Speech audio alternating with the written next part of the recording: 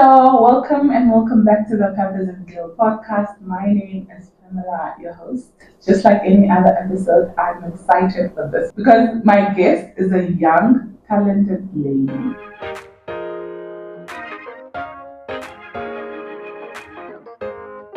I can't wait for her to introduce herself, but before I give her a brief moment for her to introduce herself, I would like to thank everybody that has liked, has commented, has watched, even listened on Spotify. Our last episode, just for sharing. Thank you so much. I appreciate you because that video or that episode, thank you guys. Really, thank you so much. Yeah. Renate, Hello. thank you so much for being here. Thank you for having me. Aww. Okay, for those that do not know you yet, yeah, how would you introduce yourself? Yeah, this question, every time someone asks me, I'm always just like, where do I start? For someone that does a lot. Yeah. But anyway, my name is Renate Shikongo. I would like to say briefly that I'm an entrepreneur and a humanitarian. Ooh. Yeah. Simple, crispy, nice and simple. Thank you. I love that introduction. So I would like us to go in a few icebreaker questions before we get into the actual conversation, right? Okay. My first question would be, what were you listening to on your way here? You know that song by Come Be the Man I Need? Yeah. That's what I was listening to. Do you like it? Do you listen to it often, or was it on radio? No. I recently discovered her because of social media. And then I was just binging on her, checking out her YouTube videos, and I like her just like old soul, her style and everything. So I'm like, I'll give her an ear. So I have the music on my phone. Okay. And yeah, so Do you I just played it. Pay for your songs? Apple, yeah. Oh, you have the whole Apple, and then you pay monthly? Yes, I pay monthly, okay. yeah. I do it the other way. I just download the song that I just want. But how do you do that? You still have to pay for the subscription. No, I don't have. You download it how, where? On Apple. Yeah. What do you call it? Yeah, Apple Music, yeah. Yes, so I download the song, the specific song that I want. Yes. Like if I want like a Forest Spring song, I download that specific song. But in order for you to download, you need to be paying. Yes, I pay for that song, particular song, not like a whole monthly. Oh, then you go off. Really? Yes, I don't. Isn't that more expensive? No, the song is like $20 at most. $20 like that. But that's okay.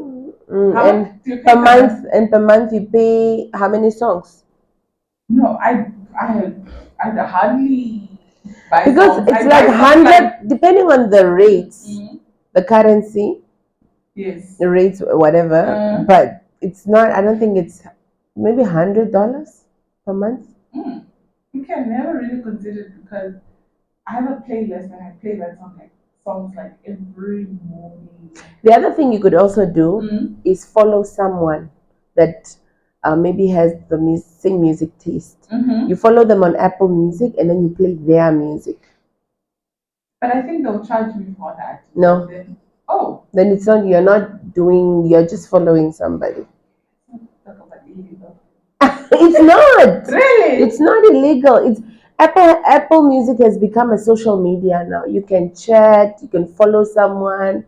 People have profiles, but it's just music based. Really? Yes. Okay, then I should check it. Is it more like Spotify? I'm not sure how Spotify works. Yeah. Okay. Okay, my next question. Yes. What's your favorite color in white? My favorite color. Okay, so I have favorite colors based on seasons. Okay. Right now, I'm red. Red. Why red? I don't know. Red for me is so bold, right? It stands out. And I think that's my season right now. It's true. I feel like that's my season right now. Like, I'm bold. I'm doing this. It's what I want. And I'm standing out. Yeah. So they change. That sometimes I just want white. My favorite color is white. That means I'm a bit mellow, you know. Do you have like an all-time favorite color, like your go-to favorite color? Black. Oh, okay. Yeah. Why? Because it goes with everything. Yes. My next icebreaker question would be TikTok or IG and why? I'm such an IG person, but I wish I was also a TikTok person. Because times are changing and like we need to adjust, especially if social media is your thing. Mm-hmm. But I'm such an IG girl. Oh my gosh. I don't know. I don't know if it's just being stuck in the old and not changing, Mm-hmm. or really what is so special about IG. Yeah, I should actually be more. I think the way I am, my content fits more TikTok because it's like free spirit. You can be whoever you So you want. post like every day on IG. Is this on stories? Mm. 100%. 100%. But not like as a post. Yeah, as a post, I don't forget. Yeah. But How many stories. stories did you post today so far? Today maybe like 3. Okay. Yeah, since morning on my way, took a video, took pictures. Yeah. You look lovely. You look gorgeous. Thank you. Okay, in your own words, describe the term. What is wellness? In my own terms, wellness for me is well-being. Mm-hmm. And for you to be part of the well-being bus, it's a holistic thing. Mm-hmm. Whether it's mental, physical, spiritual, like you found your balance. Mm-hmm. That's wellness. Because things can't be perfect. Yeah. But you are yourself, you're strong, you're firm, you understand, Mm-hmm. and you're cognizant of the now. Yeah. Yeah. I like the fact that you said that now because we evolve it. Exactly. You understand. Mm. Yeah. Adulting. Adulting. True. Yeah, what was that? What they never warned us. Wow. Okay. That was a scam, but anyway. It's true. It's such a scam. But we move. But at the same time, I don't want to go back to being a child. It's nice. I look at my son. I'm like, oh, must be nice. But at the Yeah. same time, I don't want to go back. I want to to age even Faster? yes. Really, that's beautiful. Because I would like to go back to being someone else's responsibility, to be honest with you. Yeah, I'm probably still someone's responsibility right now, but yeah, that time where school was the only problem, but I also didn't like school, so I don't know what must I do, guys? At this point, if I'm not coping in any season, I like the fact that you said now because it's finding balance in the now. Yes. You are understanding, accepting where Yeah. you're at right now. Right now. Yes. Love that. So can we go into the actual? Yes. For us to have a better understanding, can you maybe tell me more about your childhood and your upbringing? Ooh, that's wow, that's different. Who asks that? Growing up. Okay, so I come from a family of 6. Mm-hmm. Parents are married and we are all girls. The rest of us, the 4. Yeah, 6. 3 biological sisters and then the one my parents raised, my cousin. Mm-hmm. But we are basically like all Okay. 4 sisters. Yeah, I went to school. I started school. I think I started school in Ocho. I forgot. Ocho, then the North for like a year, and then Windhoek, high school, Windhoek, everything. So when we were in Windhoek, we were raised by my father, and my mom remained in the North. So we grew up daddy's girls. My father, for his age, he was just so woke. He was so aware of certain things. He was a present dad when it comes to school, activities. I was allowed to do like extramural activities.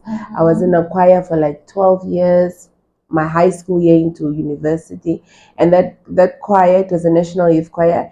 It's what basically introduced me to traveling because already from a young age we were going to America, Europe, and all these places. So I think my curiosity on traveling started then. In high school, we used to have plays, and I was always like the director. And I loved the artsy side of our the artsy and cultural, because at Windukai we had a lot of activities, we had a lot of acts and plays and all, and I was always part of them. And then I went to university, and I started doing makeup at 5, actually 5 years old. Yes. No, like 5 years. 5 years. My mom says I was experimenting makeup at 5. I used to take her makeup because my mom does not leave the house without makeup. Like, she's the makeup girl till today. She's 59. Wow. So I used to play with her makeup apparently, and then she would discipline me, lock up her stuff, and then I moved to charcoal. And she knew, this girl, she's really, there's something about this. But I grew up artsy, knew how to draw, loved to experiment stuff. So I guess it's just how the makeup also was incorporated in being very artistic. And then in high school, my dad got me my first makeup kit. I had to do something to get it. I can't remember if I had to pass something or what, but anyway, I got it. So I started doing matric farewell makeup. I used to charge $50. And there are still some girls that didn't pay me. But I mean, we moved, but still, I don't think I was really fixated on the money. I was having fun. I wasn't good, by the way, but for that time, I was good. Okay. And then when we went to university, it was real income now coming in, would assist a lot at home as well. With the income that you made. From makeup. And while I was in high school, I was also baking muffins that my father used to take to work, and his secretary used to sell for me. So every day when my father comes back home, I have at least 200 Namibian dollars. And that was a lot that time, because each muffin was like $5. So I was always an entrepreneur by heart, to be honest. And I had a lot of responsibilities. I had singing here, and then sometimes I have rehearsals. And at some point, I was also doing sports. Oh my goodness. I don't know how I managed. And I still knew I had to go home and go bake for my father to go with those ice cream buckets to work. And he was okay with it. And I was that friend that always had money in high school. If we were going to the movies and someone can't, I was that girl. I'll pay.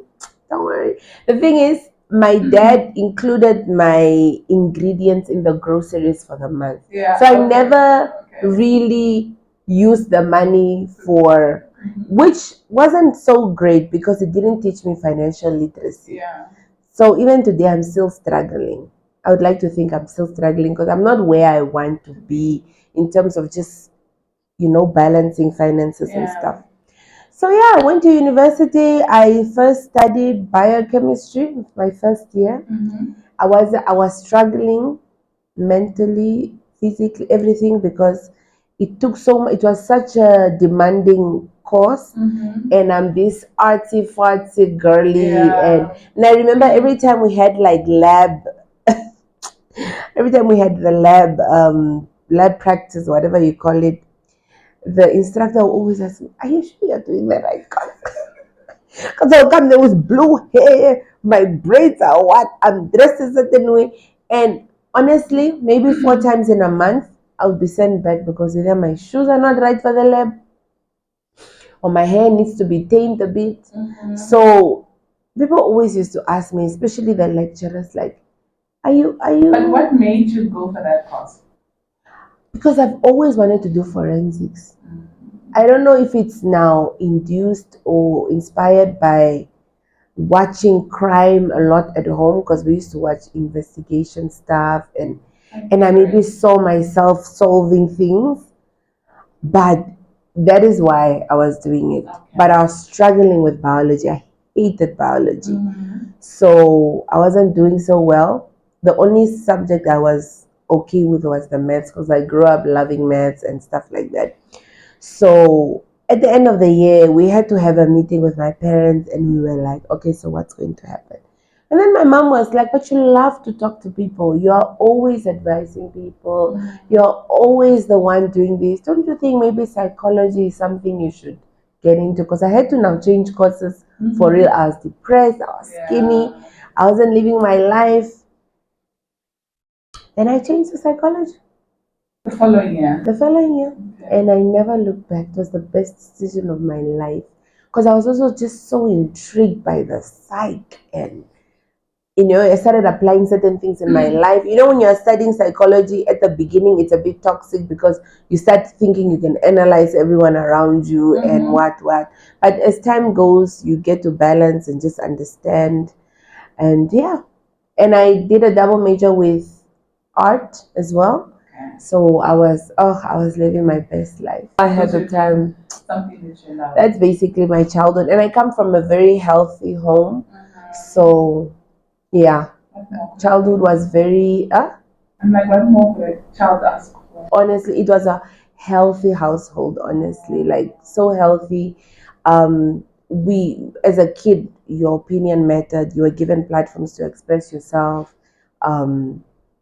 Yeah. And I think I would like to think it also shows in my personality how I go out there and I'm just, it didn't really prepare me for the world though, because it made me think everyone is, we all have good intentions for each other and we are each other's backbones in a way. That's what you got from home. So Yes. Your expectations were around like. Yes. Especially from friendships. Yeah.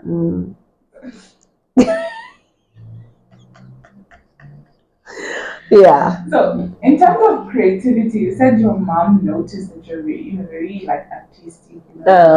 What did she motivate you? Were there necessary steps that you took to help you be the artist that you want to be, apart from playing with her makeup and stuff?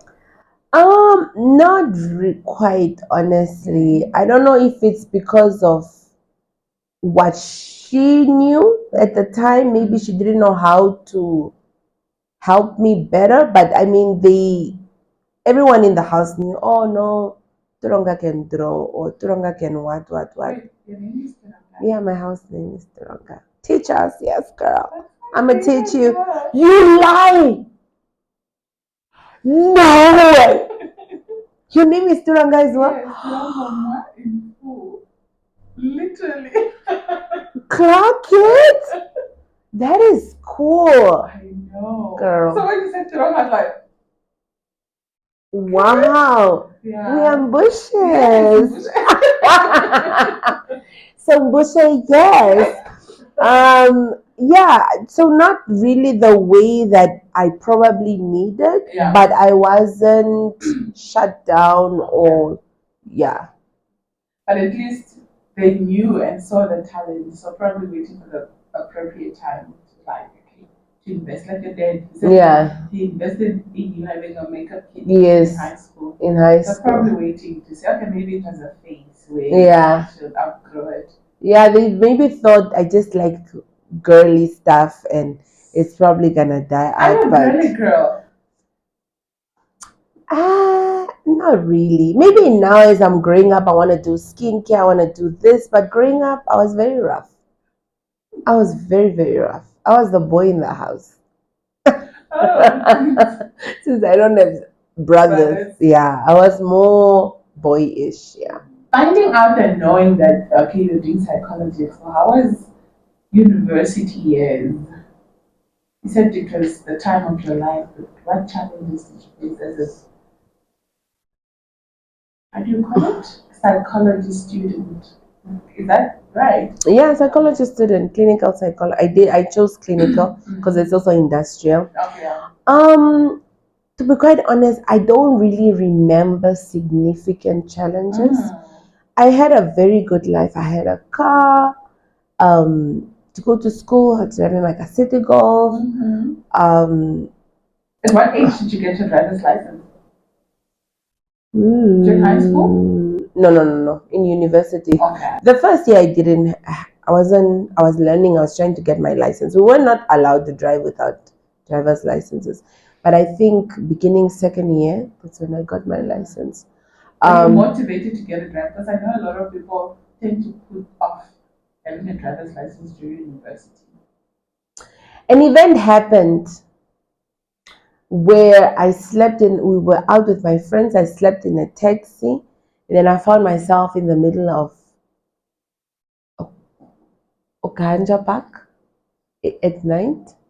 And yeah, I don't know. Only God knows what he was planning. But eventually, thank God, he took me home. And that's when I decided I'm getting my license. But other than that, my father has always been, telling us, get your license, get your license. Started with my older sister, she got hers. And then, yeah. So I was motivated unene by that event Okay. because I want to be hanging with friends and I was allowed to. I didn't really come from a strict. Yeah, my father wasn't. He was necessarily strict, but not that strict. And also, he used to pick me up from until one day he came to pick me up with a work car. I was like, no, no, no, no. He used to work for City of Finto. I think he was he was maybe patrolling or something. And that time everyone is running away from those cars there by fashion. Then the police, then you enter. So I'm like, these people are not gonna like me anymore because what do you mean? So yeah, those two events made me get my license quite early. And I asked about the driver's license because a lot of students tend to put off getting a driver's license while they're in university. And that's the best time. Yes, I think so too. Because after you start working, life is so unpredictable. Just now you start working, you don't have time or the finances really. So if you have like NASFAF and you have that extra change, put in the extra hours to drive. Yeah. Having a conversation with my aunt, I think a few weeks ago, she was telling me sometimes she sits in the board of selection. I don't know, when they're recruiting something. If everybody has the same qualification, they go down to little details, such as even the driver's license, who has the oldest driver's license. So if you have a new driver's license and somebody else has an older driver's license, they have more chance getting the job. But why? I don't know. I was shocked as well. So is it because now the other one drives faster and won't be later too? No, they are experienced. That's deep. I know. I was so shocked. I was like, okay. But it comes down to when you have the same qualifications. Maybe you both have the same qualifications. You both have the same working experience. Then they have to go down to okay, just the nitty gritties of like to sift. Yeah. So important. And I also heard that they look now not just license. Which license do you have? Do you have the automatic or the manual? And majority of the times company choose manual because most of them have manual company cars. So it's crazy. You just get a manual license, even if you're not gonna use it, just get it. I think. Yeah, but why must the people suffer? Like nowadays, all the cars are automatic. No, Land Cruisers, they have Land Cruisers, they have don't they? Then it's time they make automatic Land Cruisers. No, I know. No, okay, I don't know. I said I drive an automatic, a manual. Oh, your car is not. No, it's not. It's automatic. But you have a manual license. Yeah. Okay. Yeah, I drove a city golf for long, so I'm really I know how to drive a manual car. It's good. Yeah, that is actual real driving. And you know one thing I like manual cars is because even if you are under the influence, which you shouldn't be while you're driving, the car won't go further because you probably forget to change the gears, or if you're sleeping, the car will switch off. Oh yeah. Yeah, because if you can't change the gear or be on the petrol, but automatic, yes, but automatic. If as long as your foot is on petrol, it will just drive. And most of these accidents are with automatic cars. I've not really noticed. Never thought of it. Really? Because even if you're sleeping, let's say you're too tired, you're driving an automatic car, you are quick to really be in accidents because you're just driving. Your car can move. But with manual, if you're sleeping, you need to change the gear and you need to be active. It keeps you up actually. Yeah. Interesting. Okay, coming back to come back. Conversation. Okay, after university, what happened to? Oh, after university, I was just an entrepreneur. Okay. I did makeup majority of it, and then COVID happened. During COVID, I couldn't do makeup. Yeah, because nobody's leaving their house. Exactly. And makeup was quite lucrative. I didn't feel the need to really apply for jobs really. Yeah. Yeah, it was doing really well because I do corporate, I do all sorts, special effects. So if it's not a quick film booking me or corporate company booking me, I was always booked and busy. Yeah. Ooh. Booked and busy. And then when COVID happened, I remember like, oh, there's no income. I was like, mm-mm. But what I did at first, my first income during COVID was I was selling sanitizers. Um, I when South Such Africa, an entrepreneur. I'm a serial entrepreneur, serial capitalist. So when South Africa ran out of alcohol, I don't know if you remember methanol. What are the terms?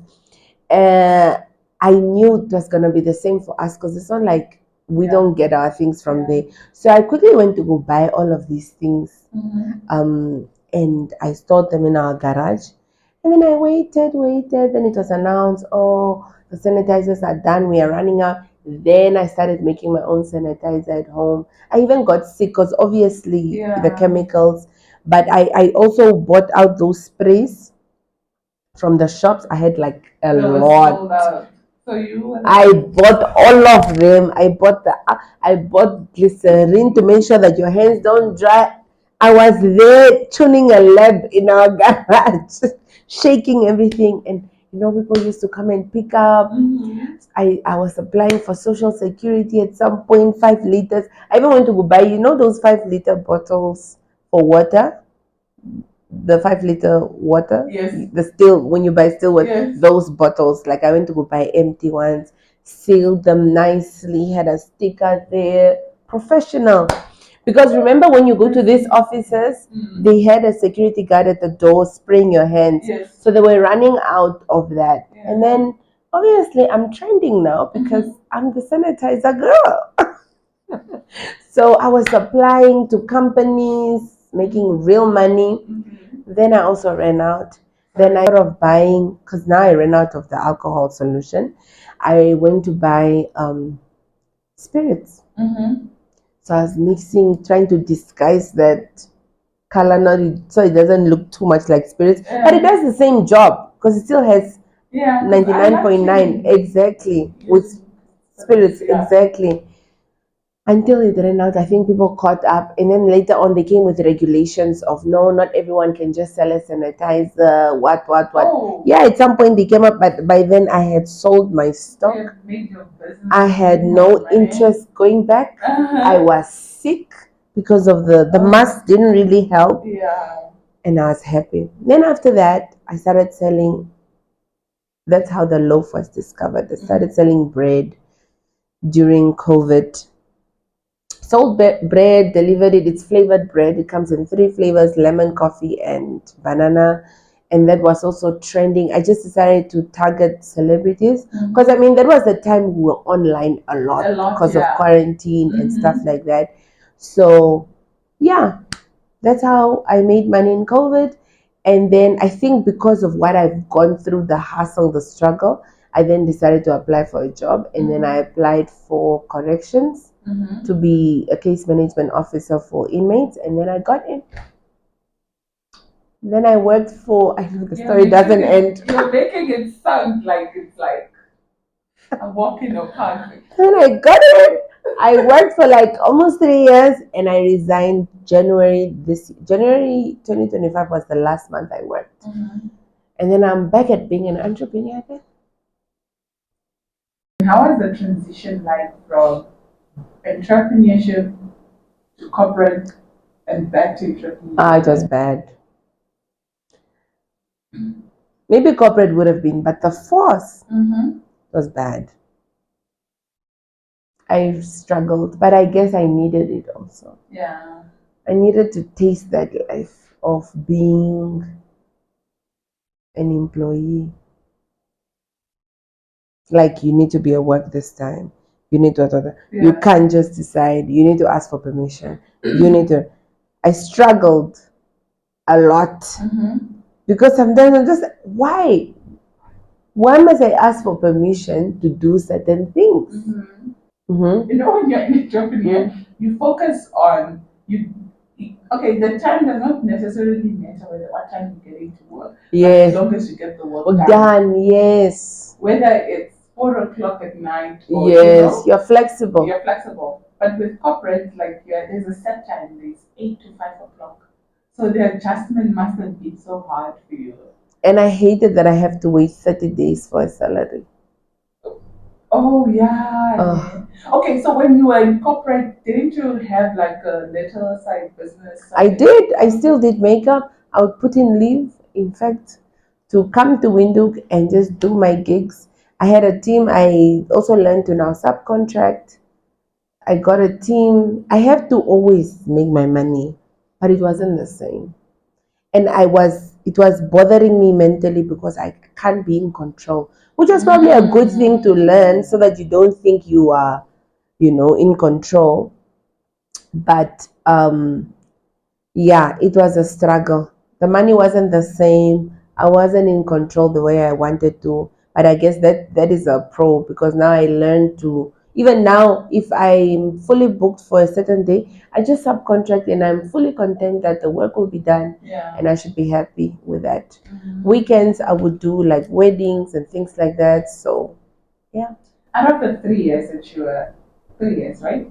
2.5. Yeah, 3+ years. What did you learn about yourself? Or what are the benefits? What are the good things? Was there any good thing? Because I know there are good stuff. My supervisor was such a micromanager that sometimes I felt like, since like the control thing that I was telling you about, maybe I'm like that. So I learned to sort of trust and let go. If I put you in a position to do something, let me let you perform and not always feel like, are you doing the right thing? Yeah, because I hated that done on me. Maybe I needed to taste that. The other thing is discipline. I think God actually sent me to corrections for discipline, Sham. I've accepted, because even when I was doing in self-introspection, I'm like, okay, God, why? How did I end up here? Because I had a different understanding of what my job was going to be from when I got onto the ground. I didn't think I would need to do the training, and that training was hard. 3 months of basically being in exile. I heard. It was so, being there and your voice not being heard and still doing it and still surviving. It taught me that sometimes you really don't have to say anything. You don't have to always have a opinion or feel like your voice. Yeah, no, they shut us down for a while, Shem. You'll be there complaining and they're just looking at you and like, oh, are you done? Okay, back to square one. Then you're just like, oh, okay. So I think that also taught me that, okay, sometimes in situations, it's just best to sit back and just watch it play. And discipline in the sense that whether you feel like it, whether you don't, whether you woke up on this, you must just do it. So I learned a lot.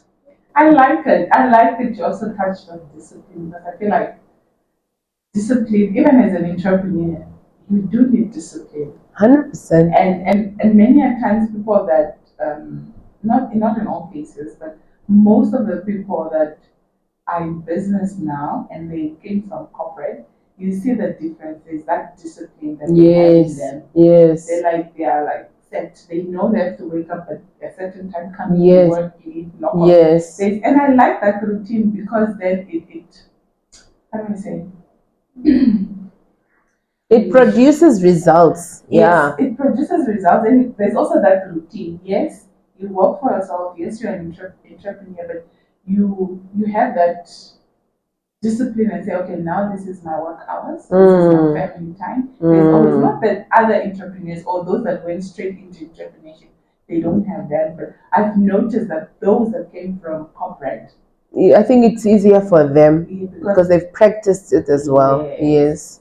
No, 100%. And I didn't have that. And are you applying it now in your business? Yeah, to a certain extent. And now also now that because now when I left my job, also there was a gap, financial gap, obviously, because now you are used to a side hustle and you have this security of this money that you earn. So now that I don't have that, the discipline or the drive is now, because now I'm like, I need to, I've tasted having both. I need to work extra hard to make sure that this side is secured. Yes. So yeah.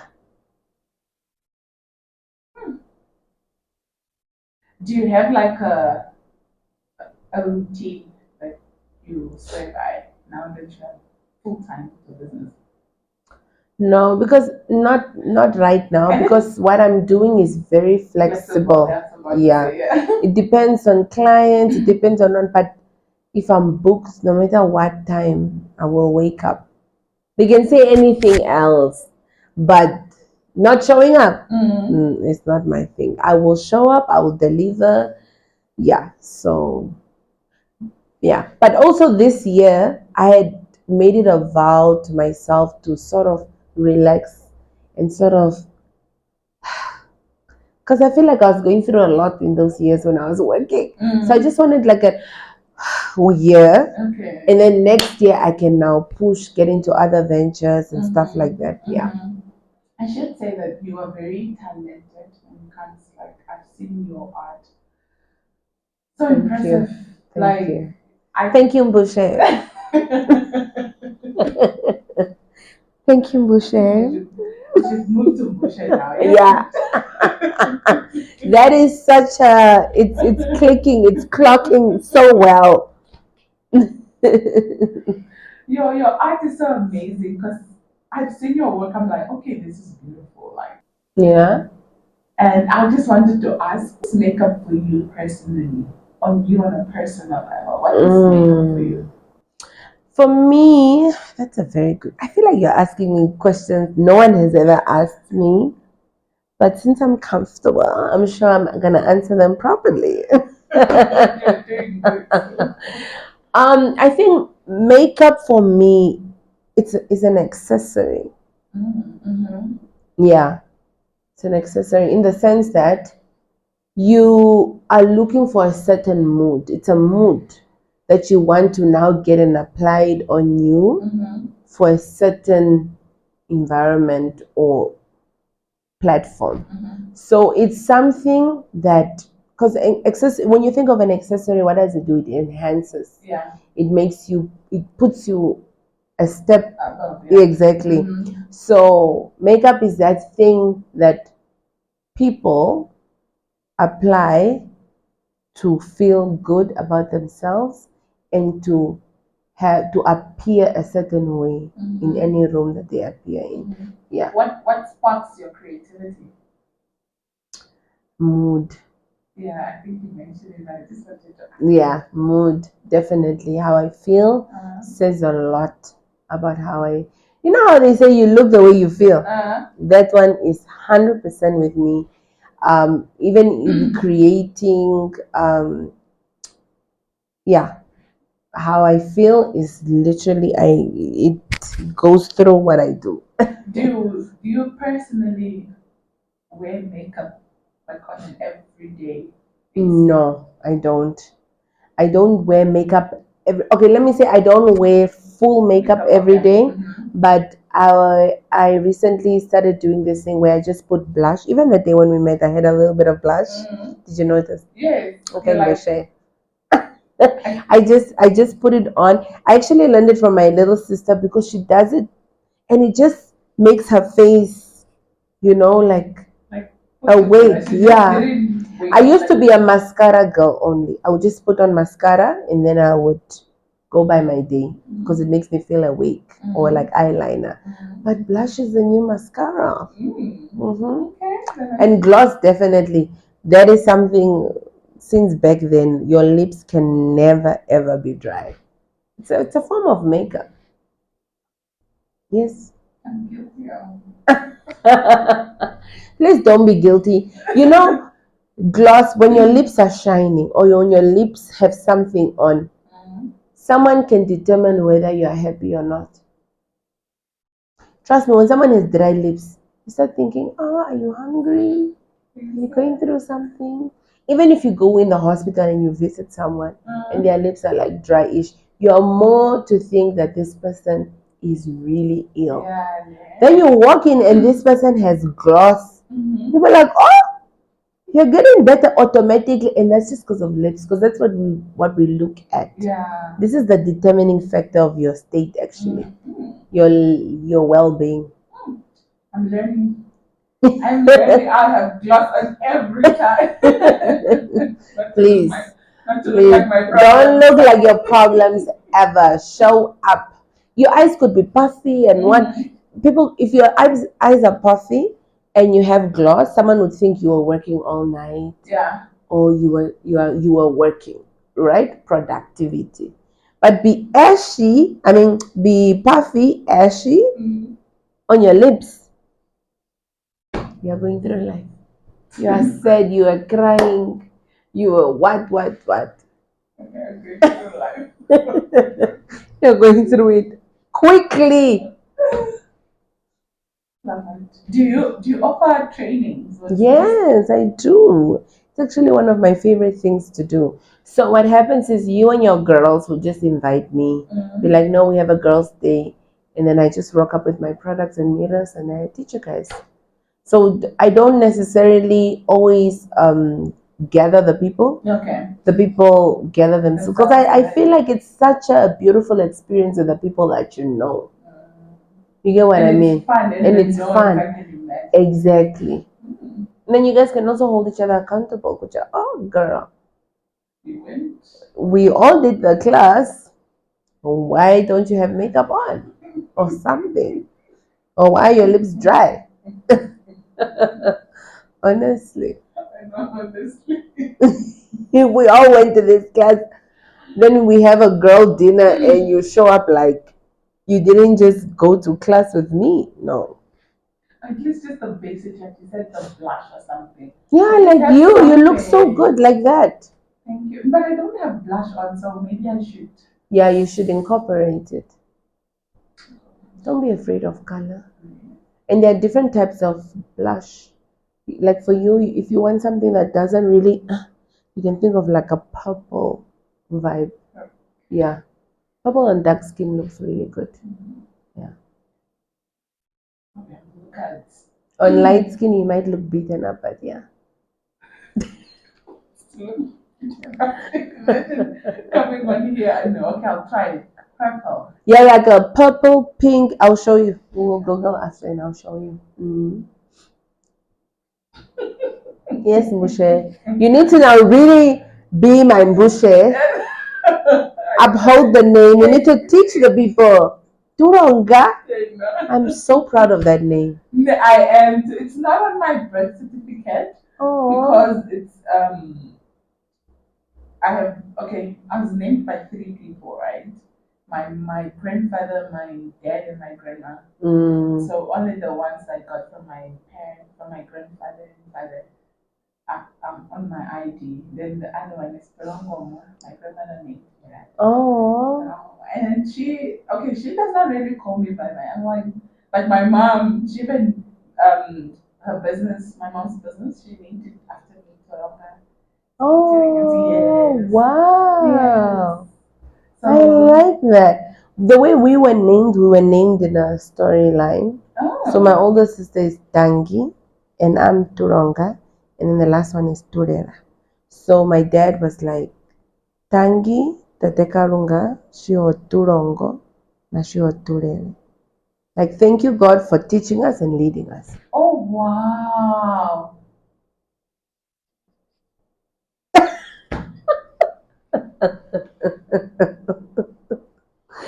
Yes, girl, clacking it. No, it deserves it. Like We are even doing with both hands. oh wow. Yes. Yo, people are so creative, hey? Yeah. So you just don't give birth like that to myself and God has a story, my dear. It's a prayer.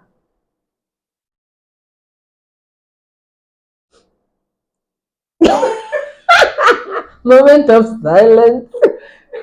You're still shocked. Yes. Okay, I've heard of parents who literally like name their kids like the first letter. Like my dad, the father's, the mom's side. All my grandmother's kids started with an E. Oh. Like Econia, Elika, Elikan, like that, Elina and stuff like that. But your dad had a story, like a prayer, like And those names are all unisex. So maybe he thought of he it did way it way before. before. Yeah, that's what I'm thinking. Because Turanga can be a guy name. Yeah. Turera can be a guy name. Yeah. Tangi can be a guy name. Yes. So I think for him, it was just whatever comes, these are the names. Yeah. Yeah. People are intentional, guys. I want to be intentional too on a level like that, you know? Yeah. It's No, I would beautiful. encourage it. It's Yeah. beautiful. You okay? I know you've mentioned and you said that now you go for spas and you know girly girl. But what do you do? What does wellness mean for you today? Just like self-preservation, mentally, physically, spiritually. So really, for me, wellness today just means striking a balance, not being too hard on myself, while also accepting my season right now. Yeah, that's wellness, well-being for me right Was now. there ever a time where you felt like, okay, I'm not doing good in life, and you're like beating yourself up? Yes, right before I resigned, I was just like, I'm not happy. I am not um, where I want to be. This is not the environment, because the environment is also working in the force. And especially when you're inmates, you're hands on with inmates, it takes sort of like it drains you. You somewhat carry those problems home some way, somehow. Subconsciously, it makes you paranoid. Sometimes you don't see it, but you see it in your day to day life. Yeah. Because you are exposed to so much. And I was just battling because I'm normally not someone that lives in my head. I'm really like out there, I'm bubbly, I'm what. I don't want to not get into a certain street because, oh, I remember the other inmate told me it's a similar setting. I wanted to really self-preserve myself. And seeing the goals that I've set for my life, or where I want to see myself, I felt like resigning was the best choice at that time. And I knew, had I waited a year or two later, it was probably not going to be a good decision because of maybe what my life would look like. So I knew, I knew at the time I had to leave, but I also didn't want to feel like a quitter. I didn't want to feel like I'm letting go of something I prayed for or I asked for. So I was just conflicted. I was just battling. And then I did that thing where you write the benefits and the what. And really, the benefits were not even half a page. So I was like, you know what?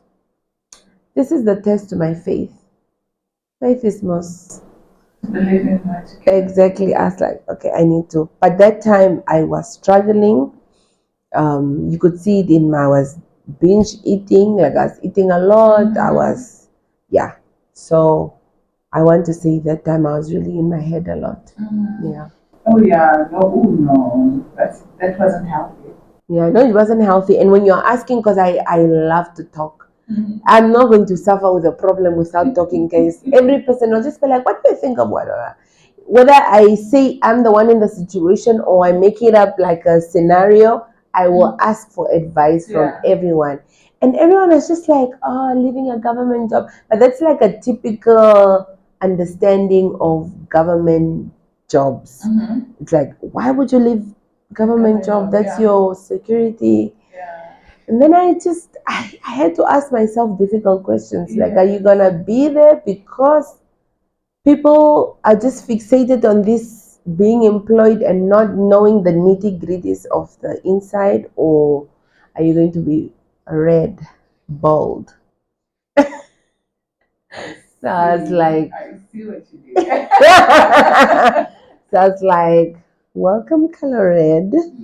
And then I did what I did. I'm sure it must have not been easy to leave a corporate job. Yeah. Security. Yeah. Since government is like you're secured for life. Yeah. That's what they say. But just I'm looking at it from the mental side. I know what it's like to be in a Unhappy.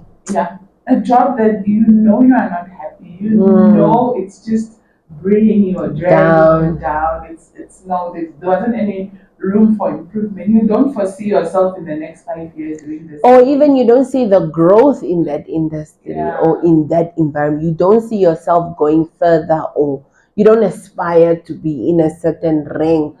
It's just, yeah. But I would like to say honestly, if it wasn't for my family, I was probably, if they didn't give me the support that I got, I was probably gonna stay and just, because sometimes we are who our environment.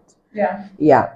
So they were very supportive. They were just like, they want their child alive. Huh? Exactly. So And you have to choose. mentally. Yes. So you have to choose. And they were very understanding, and they were just like, they don't doubt that I can survive anyway. So I mean, if you could make money in high school. exactly. So that also I want to say it was not just fully myself, but my backbone, my family. They really, really encouraged it as well.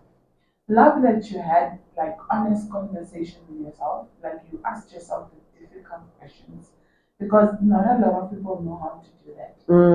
They would rather be unhappy. They would rather be unhappy than leave something that they are not happy. Yes. Or at. Yes, that's true. Didn't you feel like you've wasted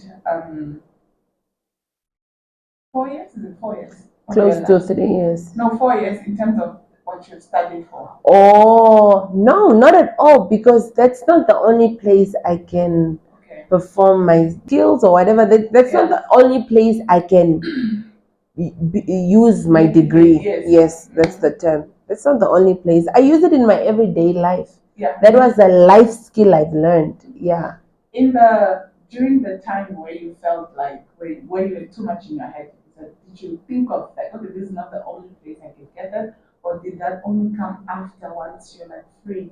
Like, when you're in that situation or that moment, you don't really think far. I hear you. Thinking in the moment.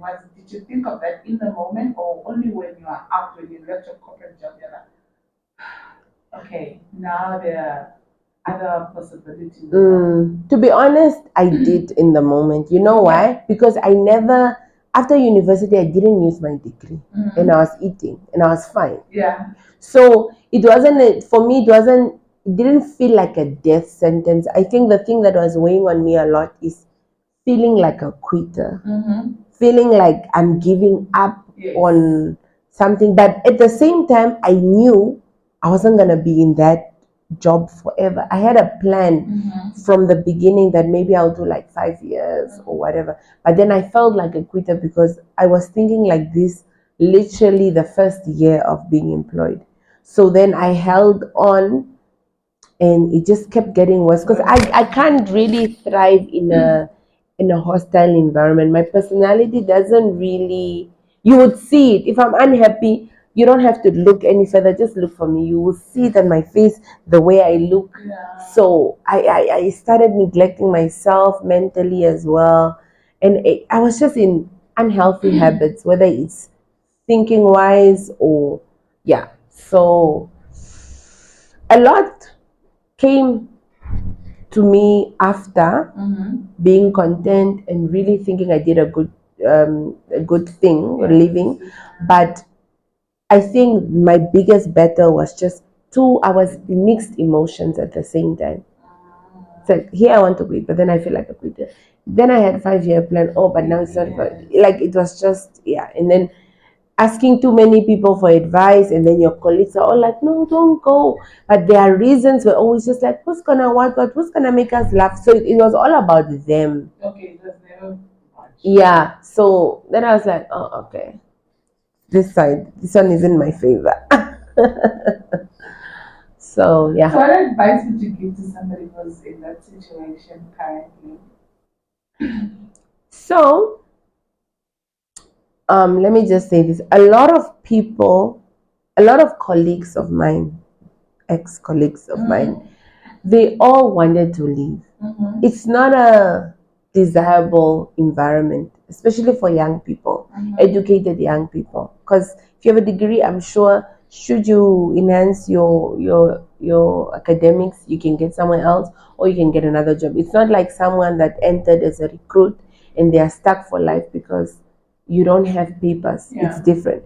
Now you're educated, you're what, it's more frustrating because you know you deserve more or you understand the mental strain or the how drained this job can be, because also you studied psychology, so you are 100% cognizant that this person is being toxic right now, or this person is, which is not really favorable to your mind, because now you know what the things are, as opposed to someone that doesn't really know a lot.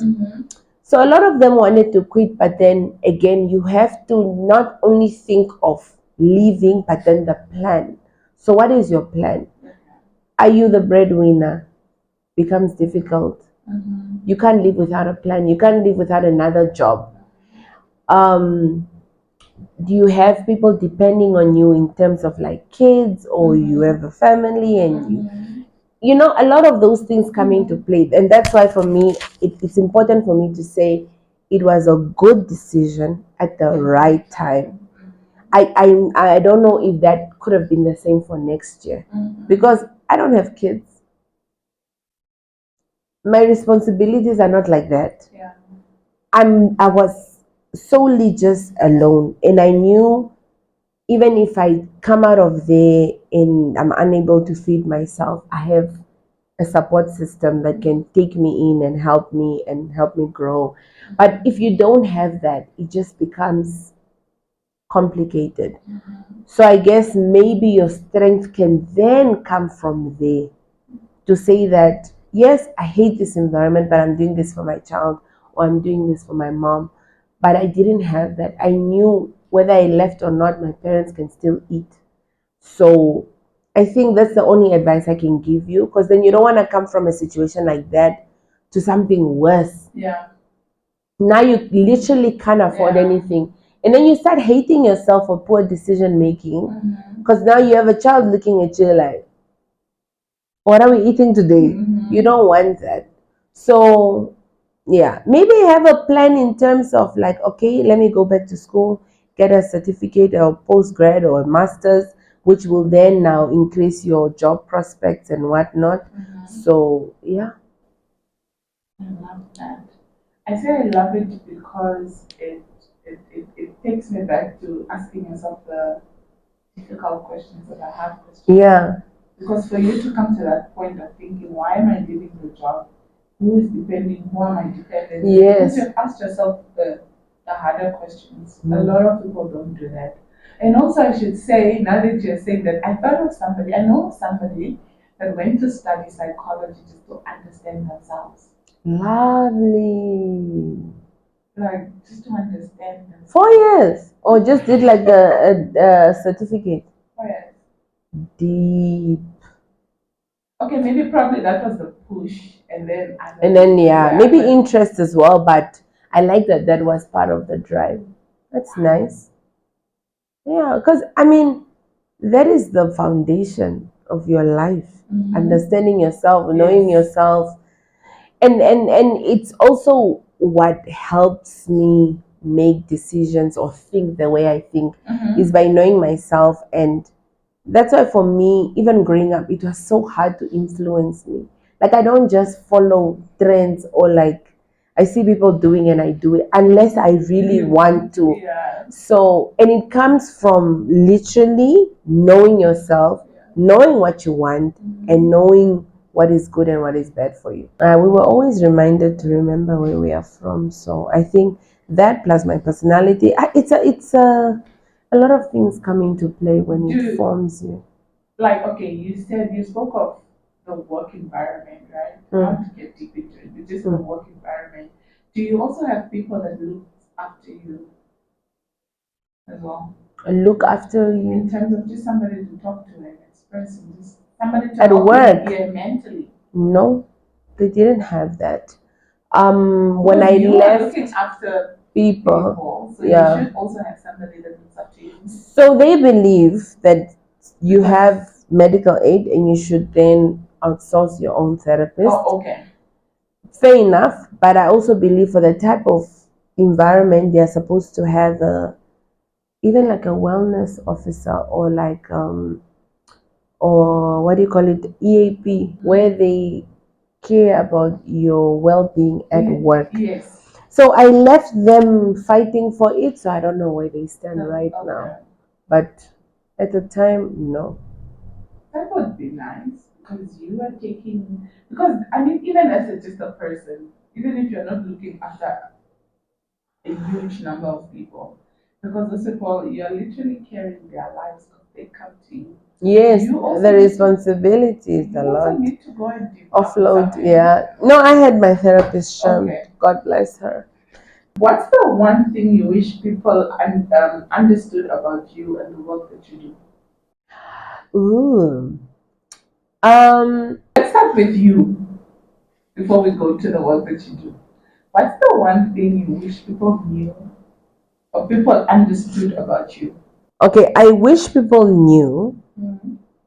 that everything that I do Mm-hmm. depends on what it means to me. Like, it has to speak to me, it speaks to my heart. I need to feel a certain way to indulge.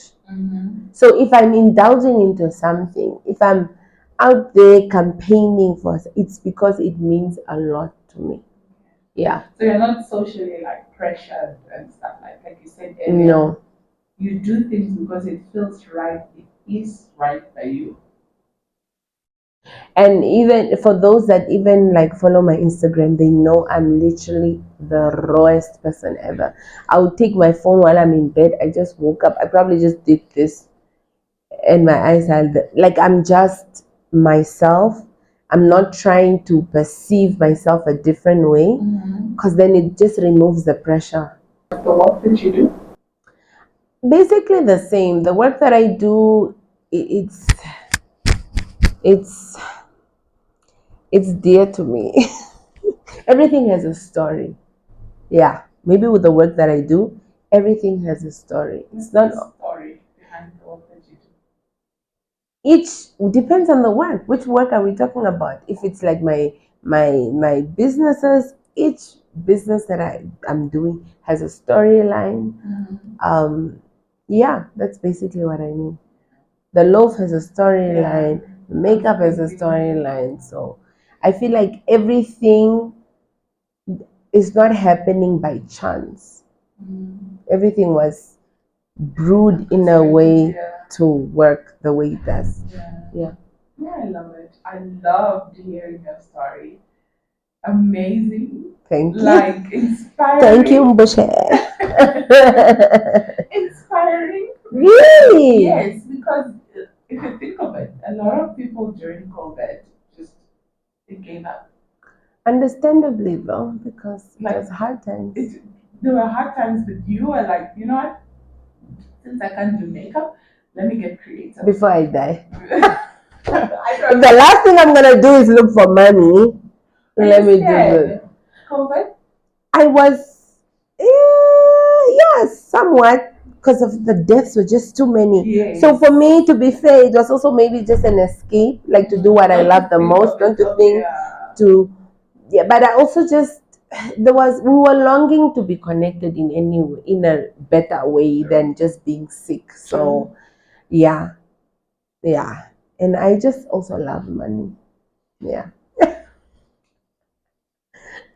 Which was the love of money.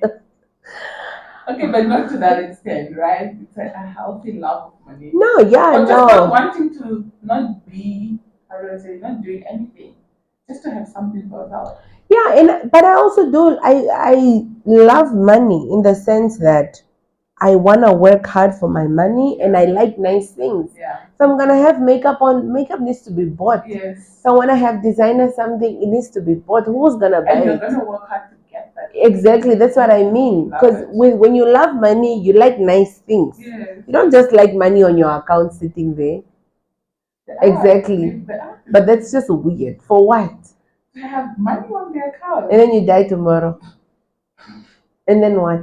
I know eventually. We are on borrowed time. True. Literally on borrowed time. I'm not saying don't have a dollar. Yeah. But why am I making my life difficult? Why do you have money on the... Yes. Why? Why am I not eating nice?